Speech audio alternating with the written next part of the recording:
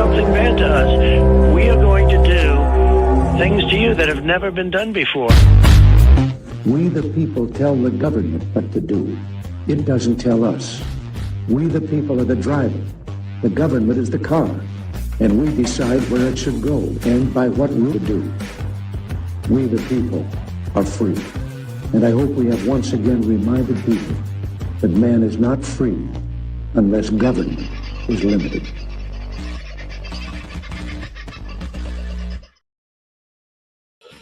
Well, g'day folks, how are you? Hope you're doing all right. It's been a lovely sort of a day here, although it looks like it's been a bit wet in certain parts around me.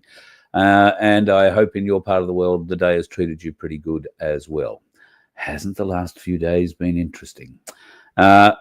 In all manner of areas, I will say. Tonight we're going to focus a fair bit on what's going on in Israel and Iran, and what part Australia, if any, will play in this. I'm sure something of that role may have been discussed had Trump and Albanese been able to meet in Canada. It might be a sign of how strong the relationship is between President Trump and Prime Minister Albanese when we weren't even really considered as being required for any kind of conversation about what might be happening between Israel and Iran. And it's interesting to hear that Penny Wong, the bleating that she has going on and on and on and on and on. There was a great photo taken of Albanese after he was informed that Trump was going to be leaving Canada and not having their meeting. Thought I'd share that one with you. He was very unhappy about that. However, he was able to get cheered up just a little bit because not everybody in Canada shunned him. He was able to catch up with his best mate, Zelensky. And he still wonders why Trump might have not bothered to meet him. And it may not have had anything to do with what's going on in Israel and Iran at the moment, just between you, me, and the gatepost. So anyway, it is what it is. Who was first in the room tonight? I forgot to have a look. Catify. Hello. Been a little while since you were in, or you haven't been active in the chat or whatever. The gorgeous Sunflower. Hope you're having a wonderful day. Aussie Sue, basically in on top of each other, back to back. And the lovely Michelle Bradley Smith popping in as well. Nice to see that all the moderators turned up first. What that? Good to have you in. Pete, my mate from Pinaroo, and I'm hoping that you're getting stuff planted, as is my mate in Ingham, Skipper Pete, or One Eye, or Eyeball, as you see him come up in the chat. He sent me a wonderful video, which I haven't sent across so I can upload yet, of the boys working last weekend. They're in planting season at the moment for the sugarcane. And I think he said they did 16 acres last Sunday. Sounds like a strange number, I know, but when you see the plot, you'll understand. And a bit more to do. Obviously, rain being the issue, they don't want to be getting into those muddy paddocks, so they were able to get in and do a bit. Let's hope they can get a bit more, and good luck to you if you're in planting season at the moment, for whatever you happen to be planting in whichever part of the country. Food security is something we don't talk enough about here. And I was only just having a conversation with somebody before the show started about it. And an interesting conundrum was put forward, which is something none of us really speak about or consider a great deal. And that is what happens if the world really does go bang, if there is a war that involves or shall we say, gets out of the Middle East. And already England, Britain, is suggesting that if America gets involved, we'll get involved. That's really brave. That's big dog, little dog syndrome all over, isn't it? And you wait, the French will come into line too. Maybe the Germans. And before you know it, you'll have all of NATO except Turkey, although they might get involved too, getting involved. So, no. Watch this space, all very interesting, and we will talk more about that in the near future. Hello, Margot. G'day, Paul, Daniel, Macca. Those green ones are really hard to see. The gorgeous Sandy. My God, you might have 200 wild donkey foals coming to you in the near future. Now, that's wild donkey foals, not wild donkeys in foal. Because, you know, baby, I'd hate there to be a baby donkey around while I was down there helping you build this new float. So I'm saying I'd really hate for that. Oh, that'd be an awful thing.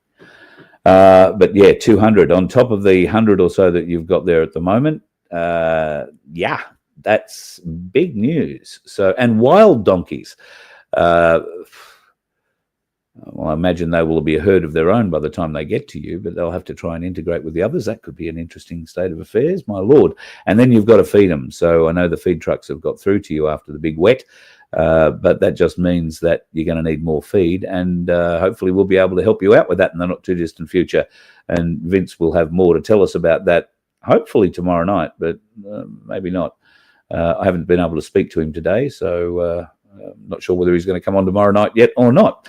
Who else is in the chat that I haven't settled? G'day, Deb Shepherd. There's a few Debs in there tonight.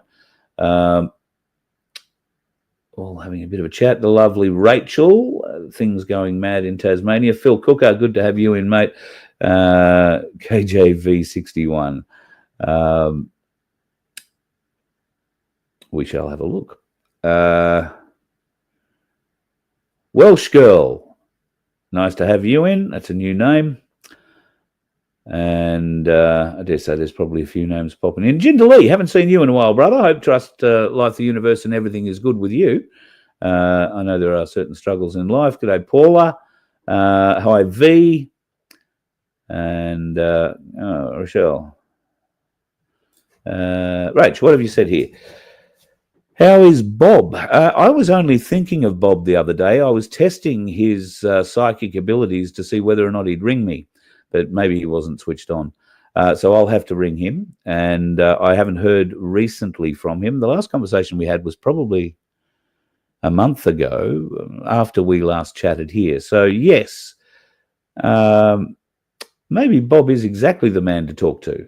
I have also been talking to someone else that I am trying to convince to come forward and have a chat.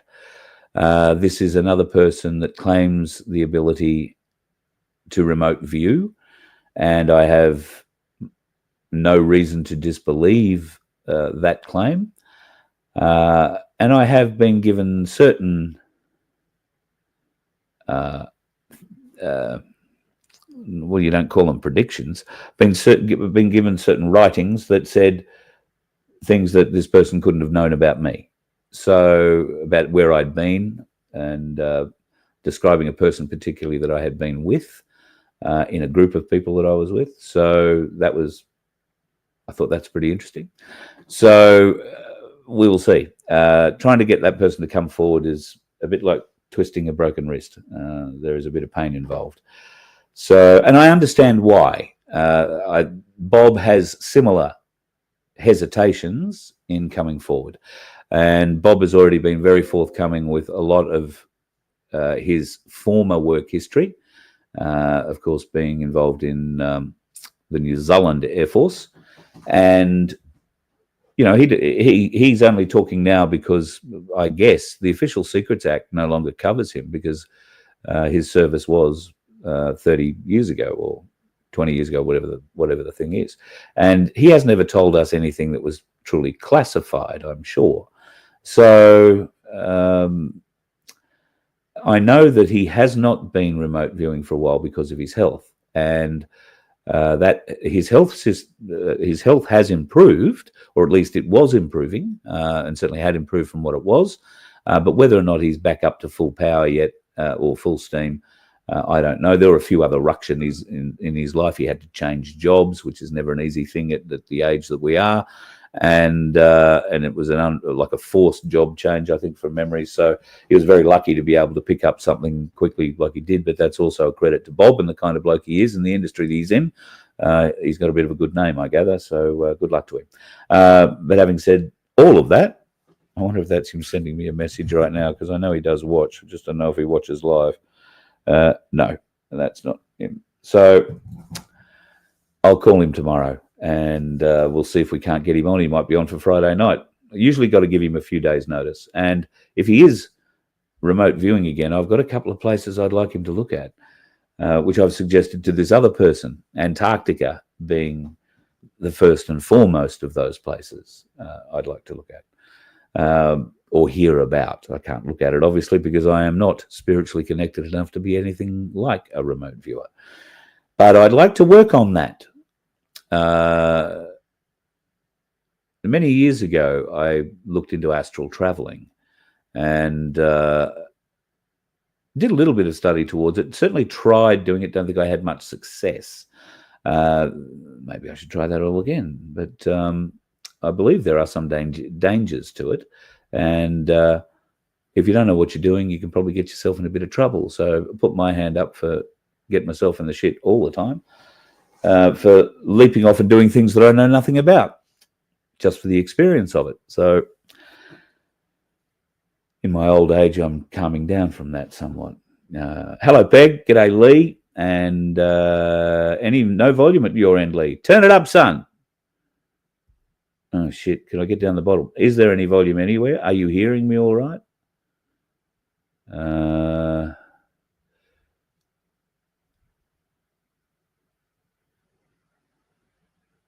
Sharon. Sharon. I'm not going to be sucked into your little cry session tonight. You clearly don't understand what's going on. And I'm not belittling you here. I'm trying to be polite. And all your friends. There's no point coming in here and yelling abuse at me and carrying on like pork chops. You don't know what's going on in the background. And frankly, it's none of your business. You accuse me. I wasn't going to talk about this tonight. And I didn't do a show last night because I tried to let your emotions calm down. I've read some of the things that you people who hide behind fake names like to say on my shows and in the comments. And yip-yah to you. You're every arsehole is welcome to an opinion. We all have both of them. So I don't begrudge you and your feelings. I think they're slightly misguided, but I understand where they're coming from. All right? So I'm trying here to be very polite and understanding of your anger. And let's call it anger because I don't know what else it will be. And I'm not going to get into the specifics of what's going on because it's nothing to do with you. Unless you're part of it, are you? But if you are, I'm not aware of you. So that shouldn't surprise you. Sandy, God love you. Your $2.99 is wonderful. Thank you so much. And I want to be the one giving money to you. So you'll do such a fabulous job, you and Baz at the Donkey Sanctuary. So please. Anyway, getting back to the merry band of those that would crucify me without having any knowledge. And forget that. I guess if you were, all you've done is expose a couple of things about yourselves more than anything else to me. The first one is you accuse me of all these things without thinking for one moment, what's in it for me by doing this? There is nothing in it for me except copying your derision, your angst, your hatred, your vitriol. There's nothing in it for me. So why do it? That should be your first question. What's in it for me? Oh, I've always been divisive. Well, name another time I've ever been divisive. What I do is I ask questions and I speak truthfully. And sometimes I get things wrong, as we all do. And I am accountable. Maybe you're new to the show because you've just discovered it after hearing my name in the last few days. Or maybe you've been here for a long time. I don't know. If you've been here for a long time, you'll know that I'm accountable for those mistakes that I make. If I say something in error, I never deliberately set out to tell you something that's untrue. In the case of the particular topic we're talking about here, I have simply asked questions about certain documents that have come into my possession and others that I am aware of. Now, I don't have contact with any of the people involved. I don't have their phone number. They don't have mine. And at the end of the day, I want to be careful about what I say here, not because of any legal perspective, but because I have a genuine desire not to do any damage to either organisation that is involved, or any of the organisations that are involved. So ask yourself, while you choke yourself to death spitting out more hate in the chat, what's in it for him? Why is he doing that? All right? I'll tell you why I'm doing it. It's because of the intent behind the emails. It goes against everything I believe, and many others, a lot of people in the chat who I know personally, and many others who I know through this business, this industry, this friendship, this family we've grown. I have a right to ask questions, don't I? Now, to be attacked for asking questions about things that I can prove, bear in mind, many of you have accused me of slander. Many of you have accused me of defamation. These are words you understand how to spell, but I'm not completely sure you actually understand how they work legally. I've spent 40 years working with defamation and slander laws. So I can assure you, I have defamed no one. I promise you that. And the way I can promise you that is that in any defamation case, it is upon you to prove my guilt. You have to prove what you say about me is true. Or you have to prove that what I said is a lie. The only way to do that, well, the only way for me to prove my innocence is to use truth. The documents. In any defamation case, the truth is your defense. So I have the evidence to back up what I said. So why haven't I put it forward?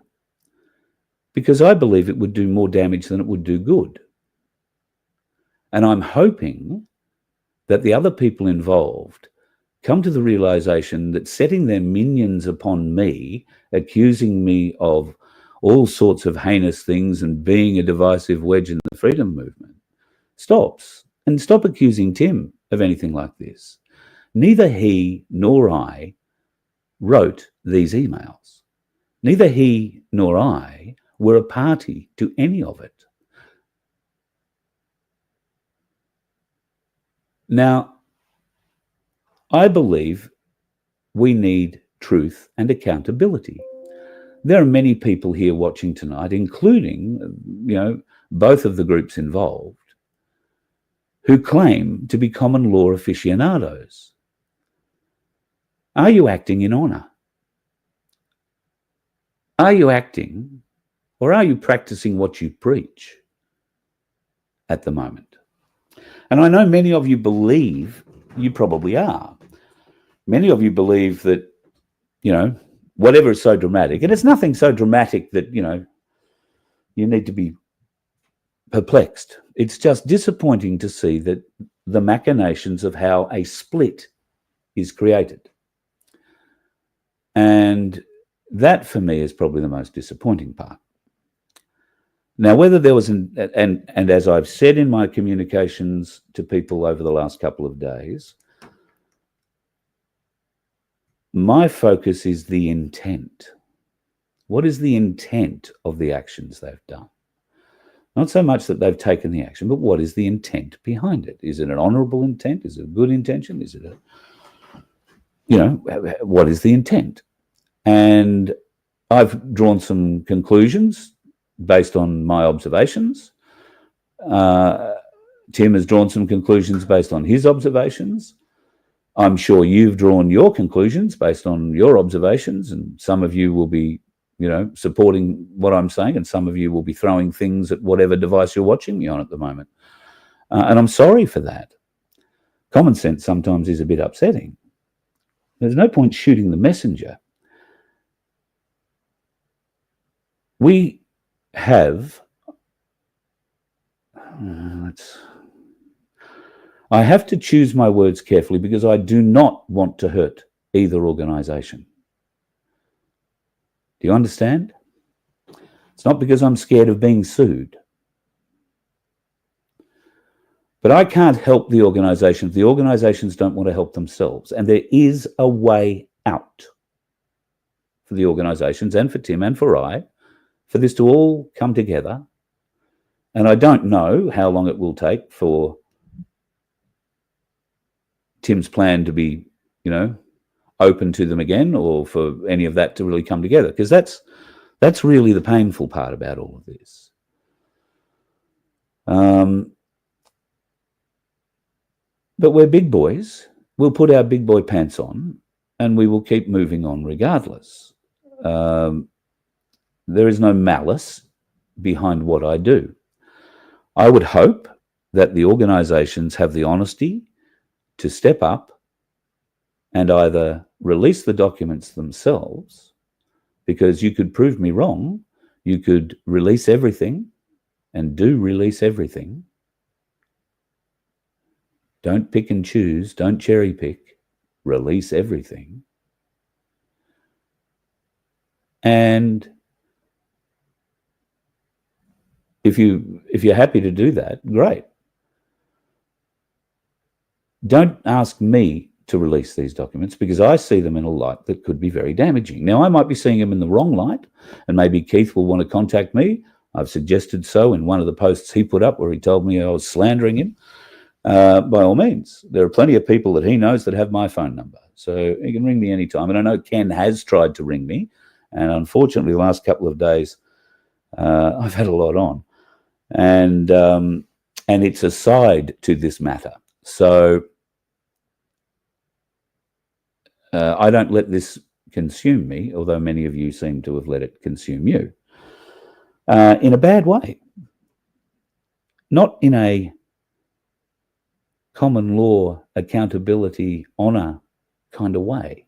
You've taken an emotional stance and attacked me, branded me all sorts of horrifying things. People coming out, and God, I love these people. People coming out saying, I always knew that about him. Oh, he's always been a divisive bastard. Oh, none of you ever come up and tell me that. When I see you, none of you ever come and say that to me. Why are you so divisive? I'm not divisive. What I do is hold a mirror up and ask questions. And I, in this case, believe there are a lot of questions that need answering, but it's not necessarily my job to answer them. If there is, well, it's up for those organisations to decide whether or not it's worth releasing those emails and putting this all to rest, or whether or not to propagate the hate in their organisations that their organisations are supposedly working so hard to overcome. So if you feel you have to write some abusive comment in the chat or in comments later when you're watching this, then okay, I understand your anger, but please understand I couldn't care less, and I don't read them. I won't read them.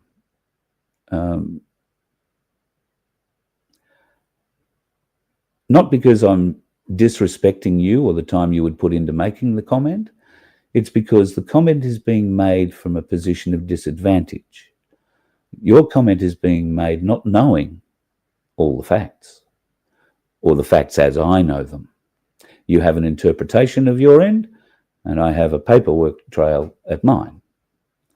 So I'm not being a smartass. I'm just trying to let you know that I understand why you're angry, and I understand why you've lashed out. An apology would be nice.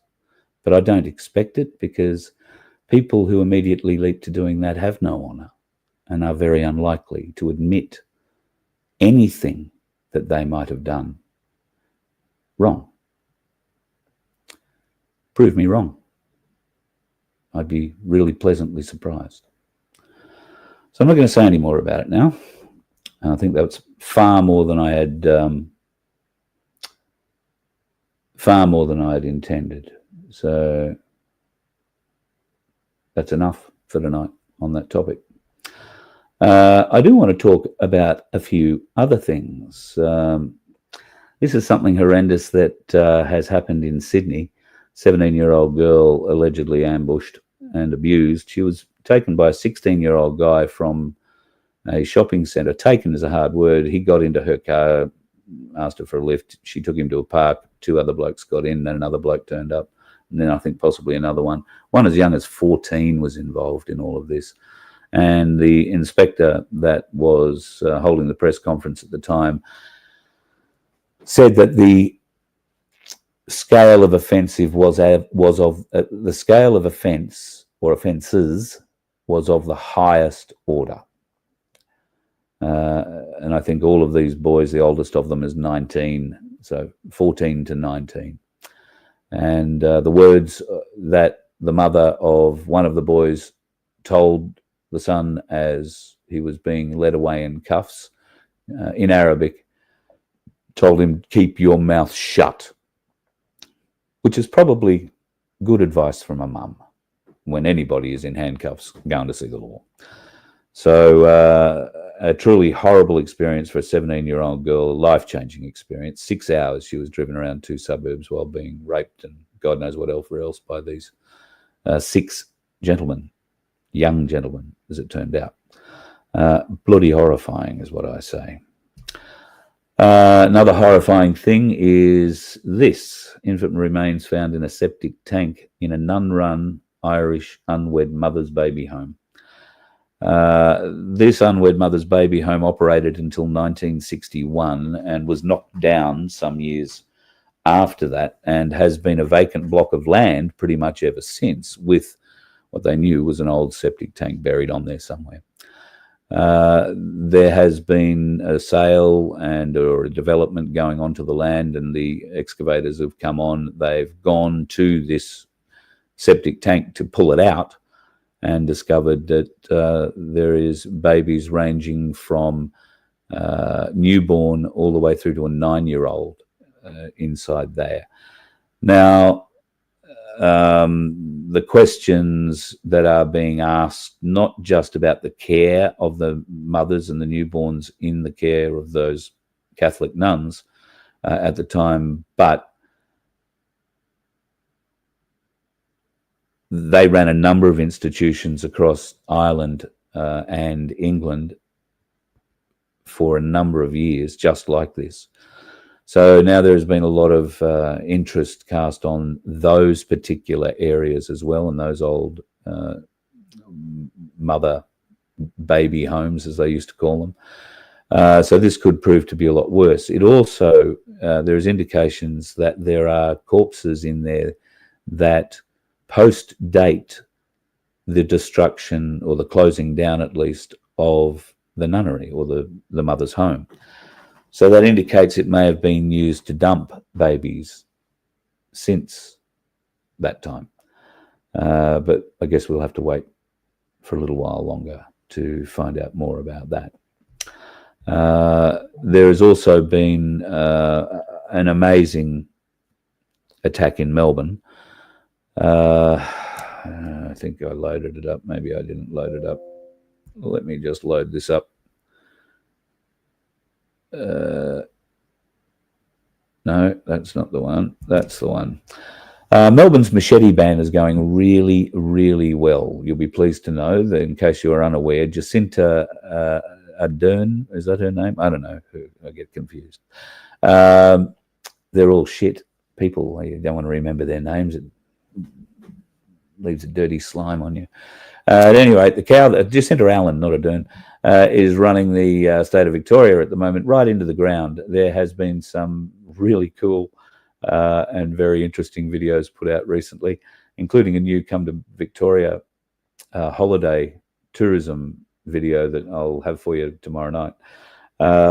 but the machete ban is going exceptionally well. So that was brought in because what looked to be, and I'm not being racist here in any way, what looked to be young African men were running the streets quite rampantly, waving machetes and involving themselves in altercations with other groups of individuals of varying different colours and shapes and sizes.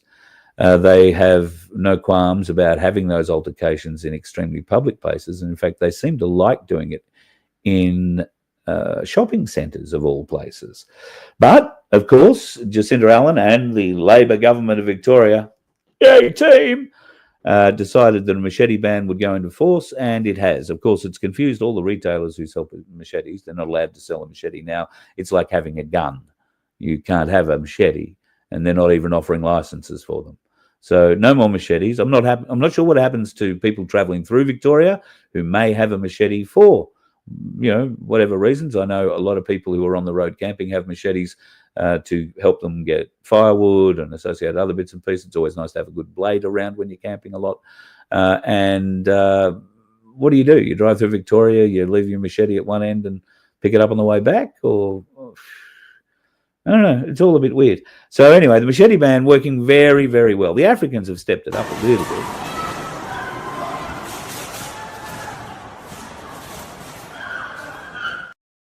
No more machetes. Now they just drive cars straight through the shopping centre. God love them. God love them. Benjamin Netanyahu.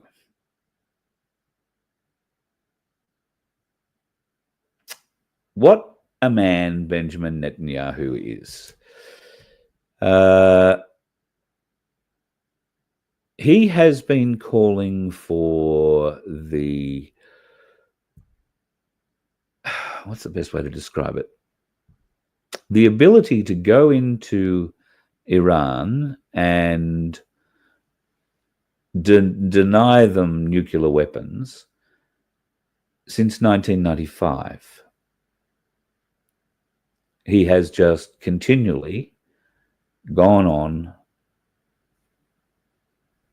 about they'll have weapons in days, in weeks, in a very short period of time. In a month, they'll be 90% closer to be able to enrich uranium. These are all stories that started in 1995. It is the same story told over and over and over and over and over and over and over. 1995, 1996, 2006, 2008, 2015, 2018, 2019, 2021, and it now again, 2023, and now just a few days ago in 2025, June 12 to be exact. Almost the same wording. They are within days. Iran is within days of having the capability of making a nuclear bomb. Back in 1996, they were within a year of being able to make one bomb a month. No, one bomb a week. No, sorry, 25 bombs a month. 250 plus bombs a year. That was in 1996, and nobody set the world on fire, invaded Iraq, and carried on then like they are now. Interestingly, Iran is one of only a very few countries left in the world that doesn't have a central bank. Could that have anything to do with what's going on? Quite possibly. Benjamin Netanyahu, though, is very keen not to just have the young Israelis die for his cause. He's very keen to get us all involved in that. In the Middle East, Iran's axis of terror confronts America, Israel, and our Arab friends. This is not a clash of civilizations. It's a clash between barbarism and civilization.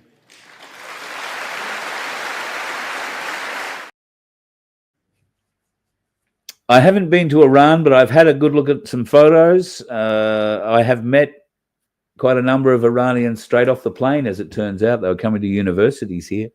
Very nice people. I have met a number of Iranian families who live here and have lived here for many years. Beautiful, wonderful, amazing people and fabulous cooks. I know a few Indian families like that too, just between you, me, and the gatepost. Bloody wonderful cooks. So, yeah, this kind of barbarism that he refers to, I think, is the difference between the people and the theology that is running the country. So if you are unaware of how religious Iran is, forget the Jewish side for a moment. The form of Islam that Iranians are forced to follow at the moment through the theocracy that runs the country is the Shah religion. Now, they're the only ones still really practicing that form of Islam. Outside of ISIS, who revived it, these guys are the only ones that still do it. And yes, the people of Iran, including the 15-odd million in Tehran, are not really happy with how they are ruled, but to complain about it is blasphemy, and you pay for blasphemy with death. So the people are being silenced, being, held captured, if you like, by the theocratic, religious, Shah-dominated Ayatollah, who what do they call him? The supreme leader, the grand supreme leader, or something like that. Ayatollah Khomeini. Israel, for its part, says it wants regime change, and that's one thing. Well, the regime change is a new thing, because it started out when they were preemptively striking Iran, that they were within hours of being able to make a nuclear bomb. They had to do it. It was going to happen within hours. They were going to launch a nuke on Israel, and there'd be a big smoking hole where Israel used to be, and Palestine for that matter.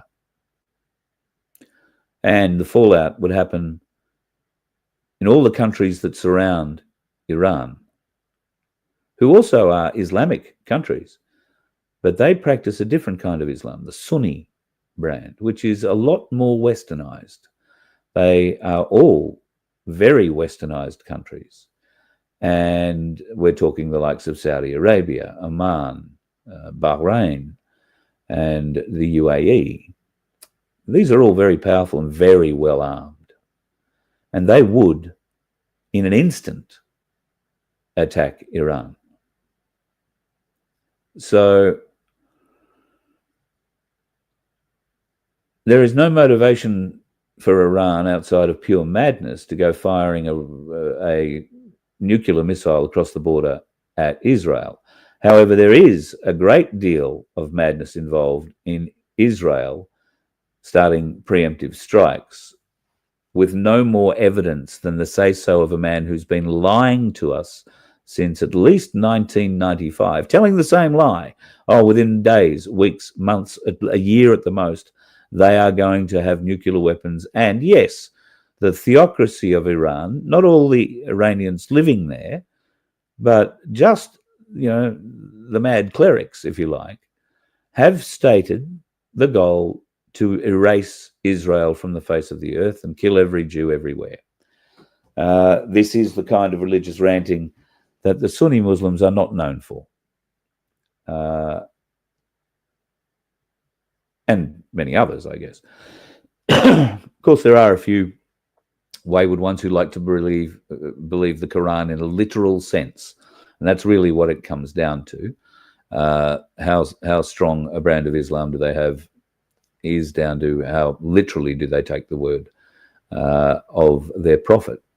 So that's going to be an interesting argument when the missiles, really big bombs, start flying. Australia, I believe, is playing a small role at the moment. I believe a small force of Australians has quietly flown out of Australia and gone to Israel to extract a small number of Australians. I believe Erin Molan from Sky News is in Israel, trapped there at the moment because you can't fly out and it's a bit hard to drive out. So the road through Gaza is a real mess. So I would suggest that she might be on this flight that comes out, and probably, if it looks like war is ramping up and there is a genuine threat of a nuclear weapon, or at least an all-out attack on everywhere in Tel Aviv and other parts of Israel, then they will get our embassy staff out. And I reckon they'll be on that plane as well. But apparently there are about 600 Australians, so there might be more than one aircraft going. They'll be sending C-17s, most likely. And obviously it'll all have to be done in a fashion that is sympathetic with what Israel is doing with its operations, and obviously trying to stay out of the way of anything that Iran happens to be throwing from the skies over the border. Which leads me to Donald John Trump. And hasn't he had an interesting week? They should have made the deal. I had a great deal for them. They should have made that deal. 60 days we talked about it, and in the end they decided not to do it, and now they... Well, I don't know what happened there. Donald was saying all sorts of great things before. Let's see if he's caught up to what he was saying. They should have made the deal. I had a great deal for them. They should have made that deal. 60 days we talked about it, and in the end they decided not to do it, and now they wish they did it.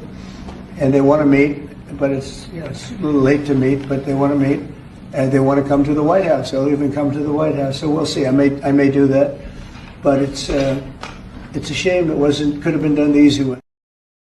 Could have been done the easy way.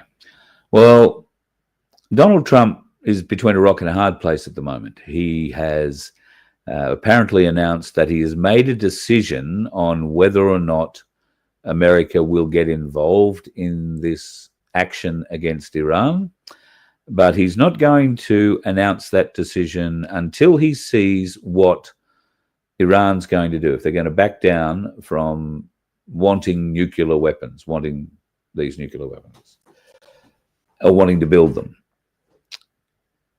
So he said, nobody knows what I'm going to do. Well, I know what he's going to do. If they don't back down, he will get involved. If they do back down, he won't. It's not a really big decision. It's not hard to figure out. So he's using the force and might of the US military to put Iran in a position which they probably won't enjoy being in, and wedging them to make a commitment not to make nuclear weapons. Now, some of you might be old enough to remember that there was a treaty signed with Iran many years ago, an anti-proliferation, non-nuclear treaty. Iran and America both signed that treaty, and it went along very, very well for a number of years, a huge amount of years, in fact, right up until America pulled out of it without letting Iran know. Now, the fact that Iran thought, oh, well, the Yanks pulled out of it, the agreement's obviously not an agreement anymore, so they may well have started looking at how they can enrich enough uranium to get to a weapons grade and start making their own weapons with it. Not something you can do easily, not something that happens overnight. You need the right scientists, the right people, and of course the CIA watches all of those sorts of people very closely. So very difficult. You've got to train your own. How do you get them trained? You've got to send them to places that teach that sort of stuff, and that's Western universities for the most part. So these people are prized in their chain because without them, they can't build anything. But they've become very good over the years at getting others from different countries to come in and be involved. Russia has obviously offered a lot of assistance. They've been allies for many, many years. So Trump thinks he's wedged them.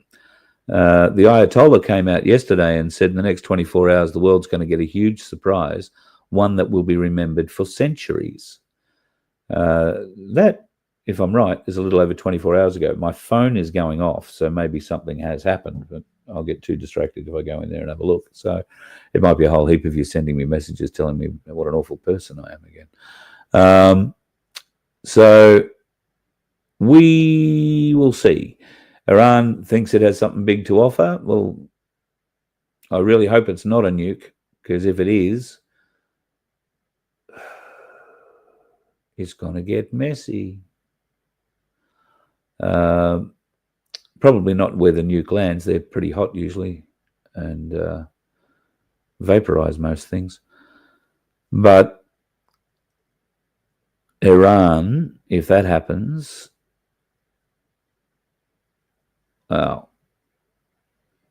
could be just what's required to collapse the global financial system. That's what I would say. And I think there's probably a bit of that happening in the background too, because if you've been lucky enough to own a bit of silver, and God knows if you're lucky enough to have owned it for a while, you could be looking at something like $20 an ounce more than what you paid for it at the moment. Ainsley bullion at the moment are showing just over $56 an ounce for silver, and it was over $57 yesterday when I logged on. It sort of progressed back just under 56 last night and has gone down to as low as 56.10 today. It's up at 56.20 again. The American markets will be coming alive very shortly, so it'll be interesting to see what that price does. Gold too is back on the way up at 5,203, so it's back up over $5,200. If you have the opportunity, please go and check out ainsleyBullion.com.au and avail yourself of a bit of silver. Now, Skippies at the moment, I saw one deal they had yesterday for Skippies, $62.50 each. I couldn't believe it. But the spot price is $57. So, you know, Ainsley are not exactly making a fortune out of this. But if you want to go and get a skip or anything else, there's these magnificent dragon, well, they call them coins, but they're actually a square thing. The detail in them is absolutely stunning. So if you can afford to get yourself a few of those, they are only going to go way up in value. And I think while this isn't the big bump that we often talk about, we are seeing such strength and such energy behind the market at the moment that really anything you buy now is not going to go down dramatically. You know, how long ago was it? Only a couple of weeks where we were looking at silver price back down below $47 again. And now here it is a couple of weeks later, back up $10. So $11, $12, maybe $13 by tomorrow morning. Who knows when you wake up? Wouldn't it be nice to make a purchase now at this price and wake up tomorrow morning and find that every ounce is worth $1 more than you paid for it? And you don't have to pay that extra $1 per ounce because you paid for it now at that price, not at the price it will be tomorrow.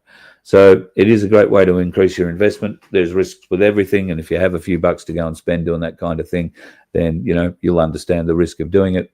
Personally, for me, gold and silver, how much risk can there be? You know, it may not go up through the roof just yet, but it's certainly not going to go through the floor. Not in my lifetime, and I would hope not in yours. So give it a good look. And also, I think I mentioned earlier in the week about the Jim Boomba show that I went to with Ainsley Bullion and Freedom Financial Solutions last Friday night. I did the show with Vince from the car, you might remember. I just wanted to shout out to everybody who attended. I hope I got to speak to everybody who wanted to catch up with me. There were a few ladies who distracted me, one with her mandarins. I know it sounds a bit weird, but Kathy and I have that kind of relationship.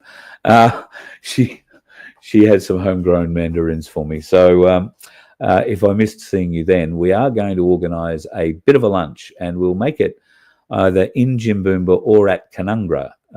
Might be Jimboomba. We might go to the tavern because we usually go to the Gold Coast and do it there. But there are a lot of people who came down from Brisbane, Logan areas and further afield to catch up in Jimboomba. So maybe you'd like a day in the hills in the Gold Coast hinterland, and there's a couple of beautiful little places that we could go and have a nice meal, or we could go to a winery if you're that way infused, or we could just go hit the Outback Cafe and have a pie, whatever you're up for. But that'll be maybe a week or so away, 2-3 weeks away yet. We'll see how it goes, but it will happen soon.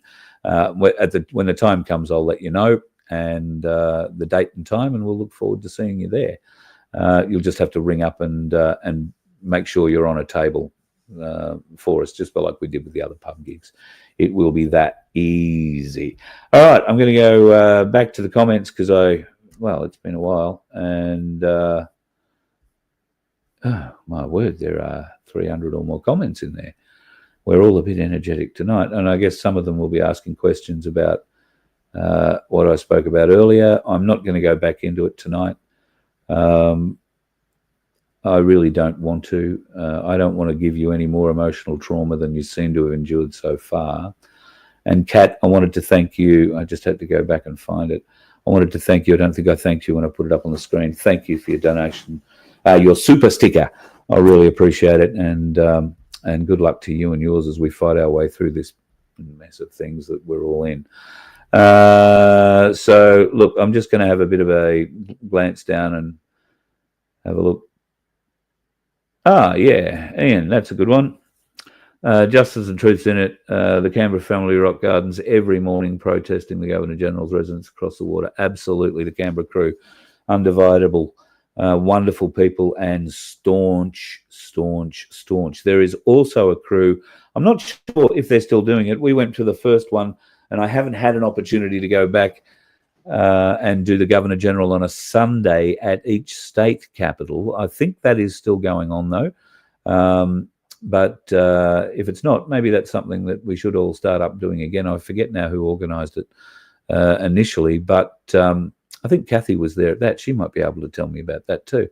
But yes, we should get back to the Governor-Generals and read the riot to them again over the fence. I should play you my speech there that day. We all read the same thing. It wasn't like I made a speech over the fence with a bullhorn. I didn't need the bullhorn. Put it that way. One of the people that were there walked away with me after I'd finished speaking, and he said, "Gee, you've got a loud voice." I said, "Yeah, mate, that's why they bring me. Foghorn Leghorn me. I say, boy."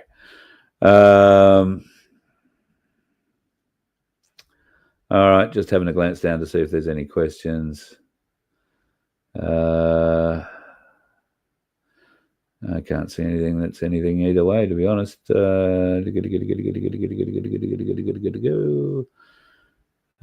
are all trying our best. Tony, ain't that the truth, brother?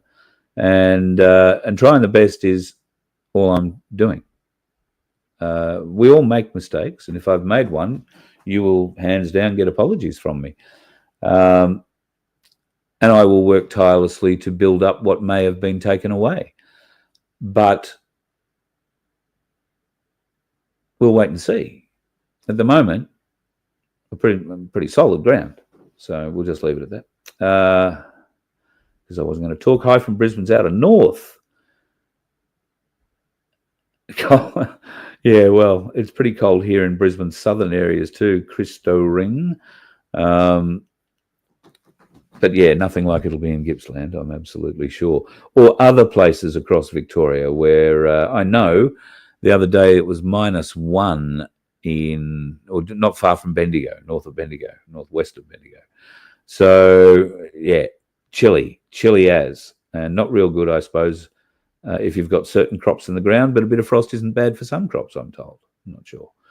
I believe there is snow falling in places. Have we had, I don't think the ski season's opened yet, or was the Queen's birthday weekend when, well, she's dead. Is it the King's birthday? Who cares? When does the ski season start? Has it started? There have been plenty of them in the past that have started with no snow. Thank you, Rock Wombat, for the comment.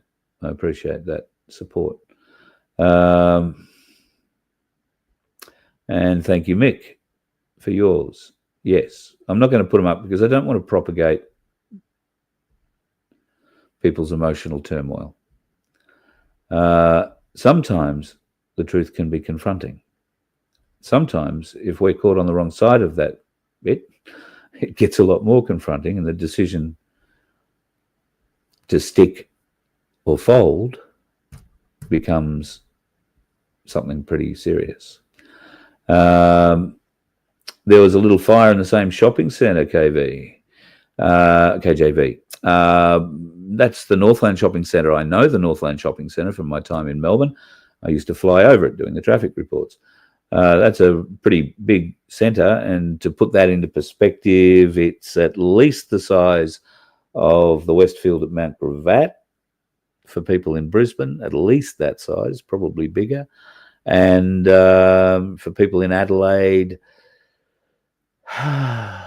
it would be like that big shopping centre in Marion, probably about the same size. I forget what that's called, and probably fractionally bigger than the Sunshine Plaza on the Sunshine Coast. And I don't go to Sydney much, certainly not to the shopping centres, so I couldn't tell you any comparable ones there. Yep, sunflower, you have it. If there is a motivation, you can turn anything into a weapon, right? If somebody's coming at you to kill you, I mean, outside of a banana, and even then, if you're able to stuff it down their throat and choke them with it, you might be on. But anything can be used as a weapon, even your fingers. You should learn. Do you remember the old Kung Fu show? If you can snatch the pebble from my hand, grasshopper. Do you remember that one? One of the things that they used to do in that a scene when they're training is digging their fingers into sand, hot sand as it was. And that was toughening the ends, the fingertips and the fingers, and making them strong so they didn't bend in the sand while you drove them in there. And it was hot sand, so it made the skin hard and tough and rough. Do a lot of damage with your fingers, folks. Just saying. If you got harder fingers, stronger fingers, you can do a lot more damage. Not that I'd know anything about that kind of thing. I'm just having a bit of a look.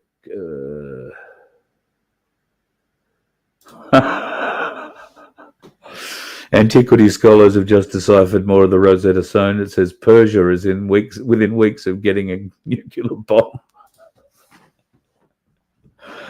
Love your work, man. Love your work. Would like to go metal detecting in Victoria and camping, but they have way too many laws for you to be breaking. Yeah, I hear about that, Silver Fox. I actually have family, you may as well call them, in Denali, who've lived there forever and know all the goldfields and know all the places to go, and I've never been invited, and I don't think I'm likely to be. Last time I was there, I may have spoken about the spicy jab in ways that they weren't prepared to accept just before we watched the ABC News together. So, but I reckon if I rang, I could probably get a direction. But you've got to get a lot of permission, you're right. I don't think you can just go and buy a metal detector and walk onto a property and start swinging it, not without talking to the owner of the property. I don't think you can do that anywhere in Australia. And there are certain parts of Australia where people have gone missing and never been found for doing just that. So if you are doing that, be very, very, very careful, because trust me, there are people out there hunting rabbits, and sometimes those rabbits are called poachers. And we'll leave that at that. Just having a bit of a scan. I didn't know that, Pete.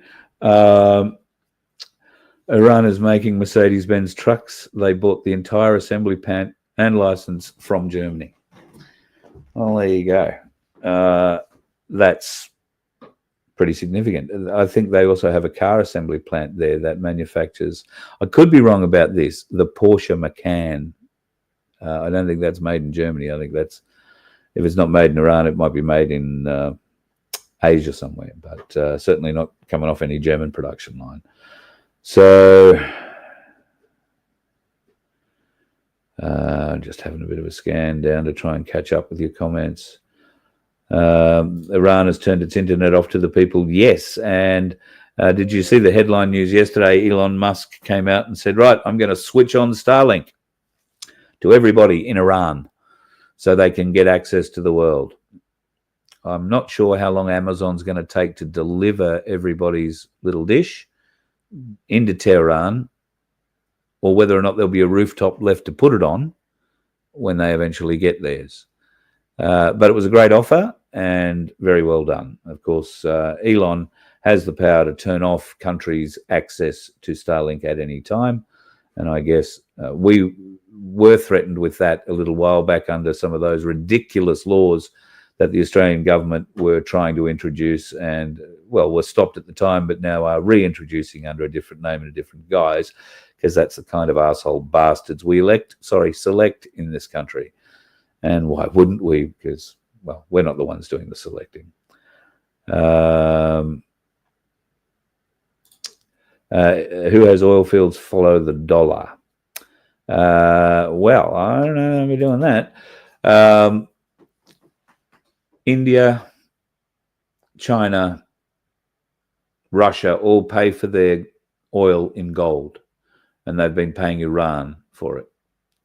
Iran has been banned from oil exports to other parts of the world, and they do this oil trade as a black market trade. China has a fleet of oil tankers that essentially sail under the radar and supply black oil, they call it, into China for everything they require. Russia also provides some oil through pipeline systems, I believe, through southern Russia and into northern China. And India produces a little bit of oil, but they get all their oil from Iran, or a lot of their oil from Iran as well. Once again, paying gold under the table in a known open secret sort of thing. BRICS is all about getting the gold standard for and gold being able to be traded for things of value. And probably the biggest group to join BRICS was Saudi Arabia, and they essentially hold the balance in one aspect to oil being traded by US dollar or by gold weight. And of course, at the moment, they're happy to trade in both, but very shortly, you might find they're not happy to take the American dollar anymore because it's worthless paper or plastic, and they're never going to be able to get it back. And that will crush the US dollar, and the financial markets will fall quite significantly. Interestingly, at the moment, given what's happened in the Middle East and the fact that Q has always said Israel will be last, we are potentially watching the early stages of the complete catastrophic collapse of the world financial system. It's going to be an interesting few days. And over the weekend, there have been a number of theories put forward about Donald Trump's safety. Dates have been put forward. I don't know where he's appearing publicly for them to assassinate him, but there are talks that there are serious assassination attempts for him over the weekend. Now, if that's a serious thing, why do I know about it? You know, so you've got to ask yourself these questions sometimes, as we have to ask ourselves why on just about everything these days, including why would he say that? Why would he do this? So I'm hoping that through this show, I've always been the goal of this show to bring us together, not to divide us, not to separate us in any way. It's been to unite us, to bring us together. I wouldn't have got behind my place if I thought it was something that was going to divide people rather than unite them. And I see and hear Jody Lowe has been attacking my place, or certain my places, for a variety of reasons. He has made a claim that my place people aren't allowed to support his venture, his thing, whatever he's doing, the road trip that he's not completing to Canberra. He's only going to Toowoomba, I think. But that's bullshit. Absolute lies. Nobody in my place is told what to think, say, do, or feel, ever. Darren, who I've known now for a number of years, and we've had a lot of conversations, a lot of very sobering conversations, and the odd drunken conversation. I know what's in that man's heart. And riding roughshod and offering dictate over members of my place is not what he does. Darren does go off and, seek different solutions quite regularly. But that's Darren's life. That's Darren's decision. That's Darren's thing. It's got nothing to do with everybody else in my place. And certainly he has never said nobody goes and supports Jody Lowe's little party truck or whatever he's planning on bringing down. To suggest otherwise is an absolute lie. And I don't know why that rumor is being made, because it's destabilizing, it's splitting, it's disunifying. Deunifying, it's not unifying. You find the right word for it. It's everything against that which we preach. Never, ever before has it become more important, I believe, for us to look at the words we are saying, understand what we are saying, be accountable for what we are saying, and act in honor. Follow the things we study, believe them, act in the manner prescribed, and we'll all come together. It's when we get caught not acting in the manner prescribed while claiming to be acting in the manner we should be that it becomes embarrassing. It becomes a problem. And that's where we have an opportunity to level up ourselves. So I can't tell people what to do. I have no intention of telling people what to do. I have expressed tonight and said 3 times now I wasn't going to talk about this more further, but this will be the last I say on it. I've expressed now I'm not going to talk about it anymore until such time as your attacks get too much and warrant me to have to, bother answering you. And it will be because others contact me about your attacks, not because I've read them. Because I explained earlier, I won't. I'm very happy to take criticism from people who are prepared to put their name to that criticism. I don't have the time to read your criticism in this chat. I may go back at some stage and have a look through it, but I may not either. There is a lot of things that I do outside of this little piece every day. And I'm trying to do a bit more. I'm trying to survive like you are, like each and every one of us. Okay? This life isn't easy. Nothing about what any of us do is easy. I fully appreciate that. And I'm sorry that I've lobbed a little grenade into your world. This isn't and doesn't need to be a life-ending event. Okay? This can be a growth opportunity for us all. For us all. That's all I hope. That all the parties involved can find the lesson in this, see where I'm coming from. They may not like it, but I am simply pointing out what I think and have asked the questions about, not pointing out, ask questions about something that I see is a bit weird. And I have been vilified for the last 48 hours or more from pillar to post because I have the audacity to point it out. Not because I was involved in any of these actions that caused the division, that caused the splitting, that caused the whatever. I wasn't involved in any of that. I just stumbled across it and made you aware of it. That's all. I wouldn't be acting in honor if I hid that from you, because to hide it from you means it keeps going. That behavior continues. That subversion, that division continues unrecognized in the darkness. All I've done is turned a torch on.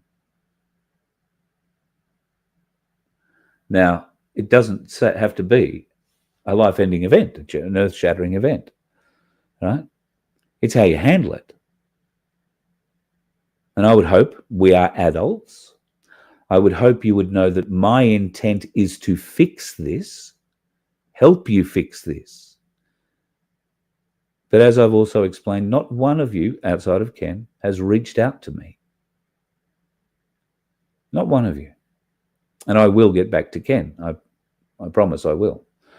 But it should give you an idea as to the level of my interest in propagating this bullshit. The fact that Ken rang me 2 days ago and left his number, and I haven't called him back yet. Now, I'm not being rude. I'm not dodging him. There are other things happening in my life that demand my attention at the moment, sadly. And it is what it is. I'm sorry. I work my life on my time frame, not necessarily on others, and particularly the others who haven't even bothered to reach out other than to offer abuse and threats of slander and defamation. Certainly glad you know how to spell the word. I'm not completely sure you understand what it takes to claim it, but that's okay. Life is a learning experience. How long have I gone? Shit, I've gone well over an hour tonight. So I hope that gives you some understanding of my position on it all. Nobody here is doing backflips. This is not something myself or Tim have enjoyed in any way, shape or form. And I think if you are honest and you've watched this show over time, you'll understand that my energy level is pretty well depleted at the moment from trying to deal with this and other things. More particularly other things, I've got to be honest, in my life. This is just, this is a pretty childish attempt to intimidate, harass, belittle, abuse someone who isn't part of the problem. I just pointed it out. So I hope that gives you an idea of where I stand, and from there we can move on as friends. I'd ask you to like and subscribe. Some of you might agree with what I'm saying here, and I could really do with the thumbs up. And if you haven't already subscribed to this channel, then please do, because the algorithm is murdering us at the moment, I got to tell you.